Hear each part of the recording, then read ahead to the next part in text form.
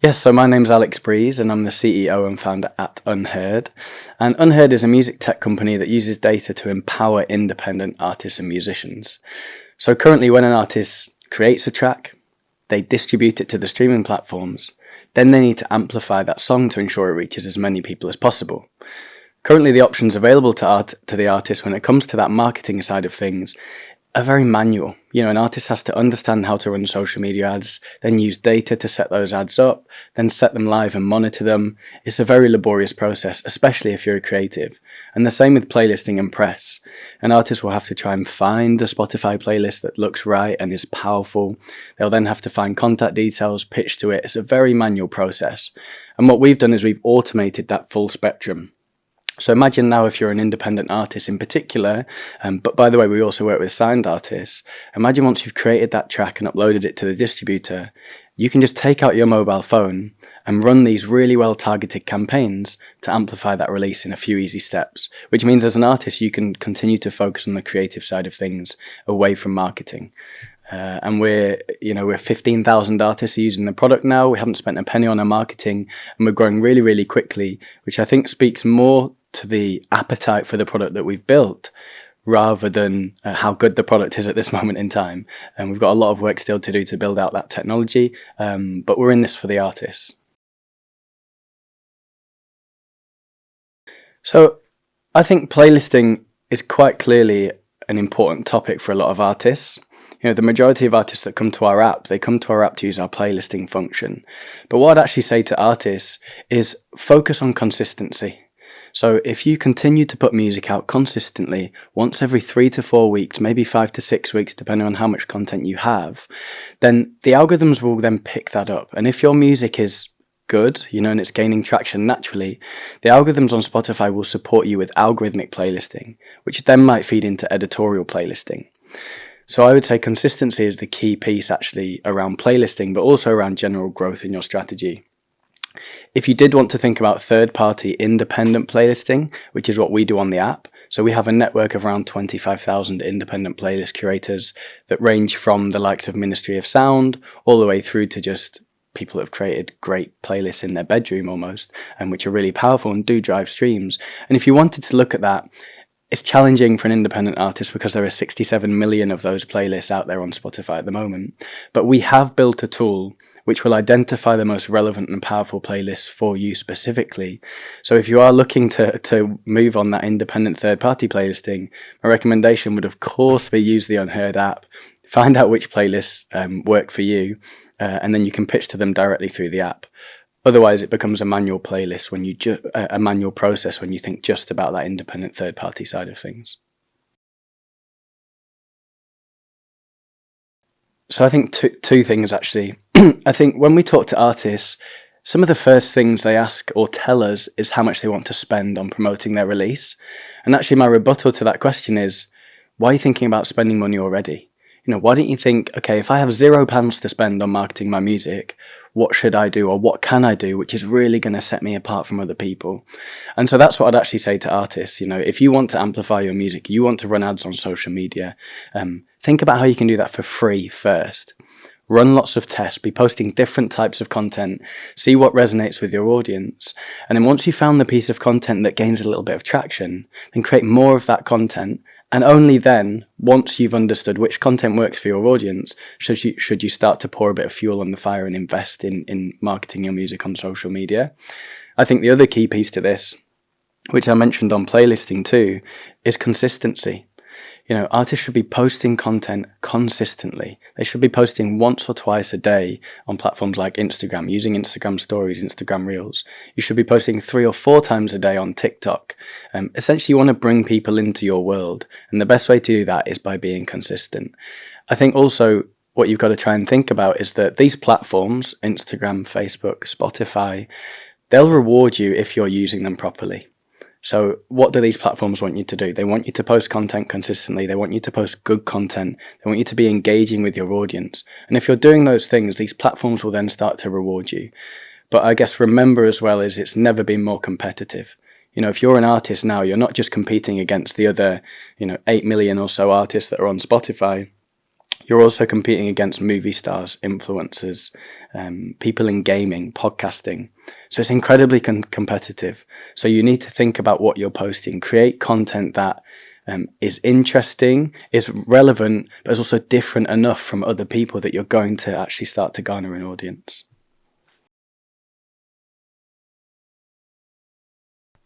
Yeah, that's a really good question. I think the first thing I would do is I would try and understand the audience that I want to reach. So if I'm a hip hop artist, I know that the people I want to reach are probably interested in brands like Supreme, Pata, Nike, whatever it might be. And I maybe know that they're engaging in TV and film, such as Top Boy or Get Rich or Die Trying, whatever it might be. So I want to build a persona of the audience type that I'm going after. And that's the first thing I would do. And then what I would do is I would look at other artists in my ecosystem who are very successful. And so I would look at, if we're just talking about the hip hop example, I would look at artists like maybe Drake or 50 Cent or whoever it might be. And I would look at the content that they're creating that resonates with their audiences. And I would then use that as my proxy to go away and create new content. What I'd really also stress is that you want it to come across as your own brand. So create something that, yes, you think is going to resonate based on what you've seen other people creating, but also signifies you. So whether that's a consistent color or there's a consistent way that you open that piece of content, whatever it might be, I think the brand has to come from yourself. And so I'll always make sure that you have a piece of yourself within that content.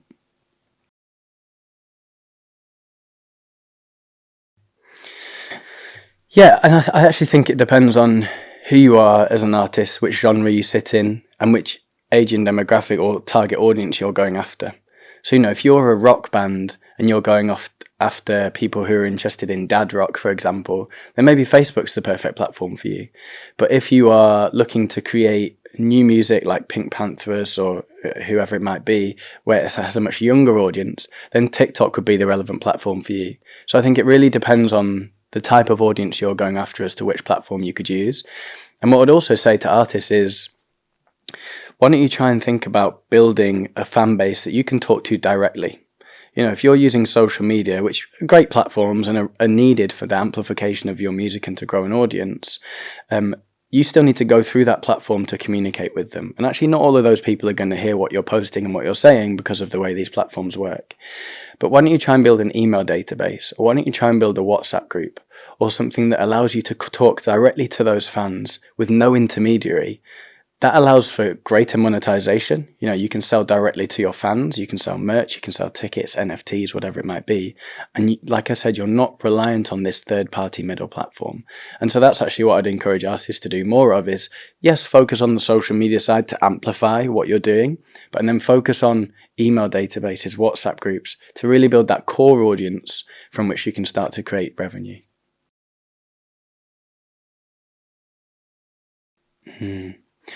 I actually think this is the third time I've mentioned consistency, but I actually think it's consistency. If I was an artist, I actually wouldn't be worrying about how the algorithms work, but what I would be worrying about is how I can put out the best content possible for my audience. Because if that content is good and you found the right audiences, your engagement will be high.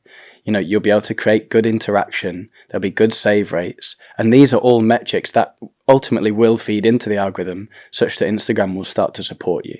And so I think the consistency piece, which I've mentioned a few times, posting consistently, posting the best content possible, understanding your audience, actually kind of all the questions that we've covered so far up until this point are really, really important and will feed into that algorithm. So as an artist, I wouldn't be sitting there trying to crack Instagram's algorithm. I think that'd potentially be quite a big waste of time. But what I would be doing is thinking about the content you create and how consistent you are with that content, such that you can potentially start to cook these algorithms.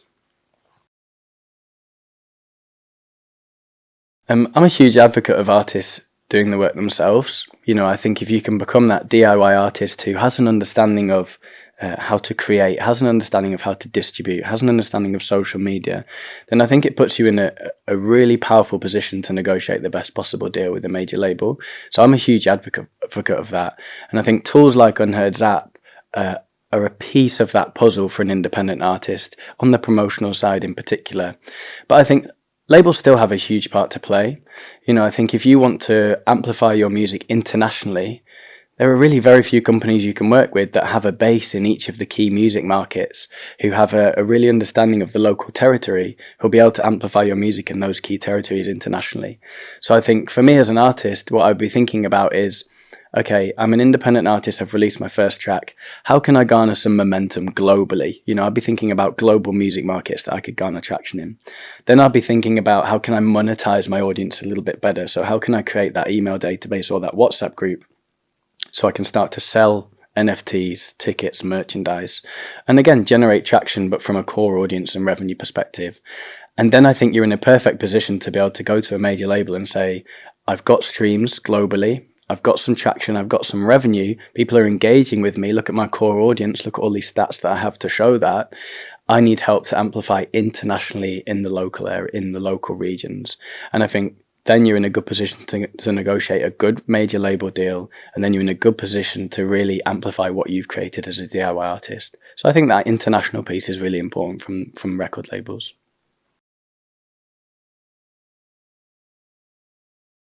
Yeah, so we're on the App Store. So if you've got an iPhone, then you can type in Unheard, spelled UN:HURD.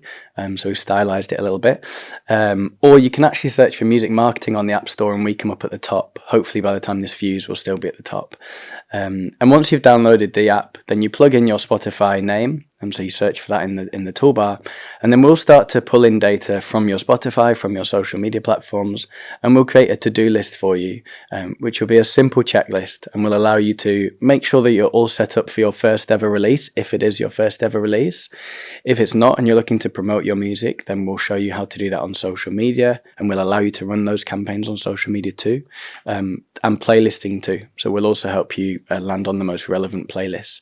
We're about to launch PR, so we'll also help you land in the most powerful publications alongside the other things that we do. So I would say if you're looking for us and you've got an iPhone, jump onto the App Store, download the app, and have a play around. If you are having any issues, then we have an instant chat system on the app too. So you can send us a message, and that usually comes through to me actually. And so you'll be able to chat to me directly. If not, you'll be able to chat to one of our colleagues, and we'll be able to help you and kind of guide you on that full process. Another thing we do is we allow you to speak to us directly via a video call. So for example, if you are having issues with setting a campaign up, or you just wanted to run a little strategy by us, then you can book in a call, again, via this instant chat system, and we'll put 15 minutes aside to talk to you directly. So I think away from the promotional services that we offer, I'm really passionate about us being able to support artists in other ways, and just giving our time and giving kind of almost the shoulder to lean on and bounce ideas off is a really key part of our proposition. And so we offer that too.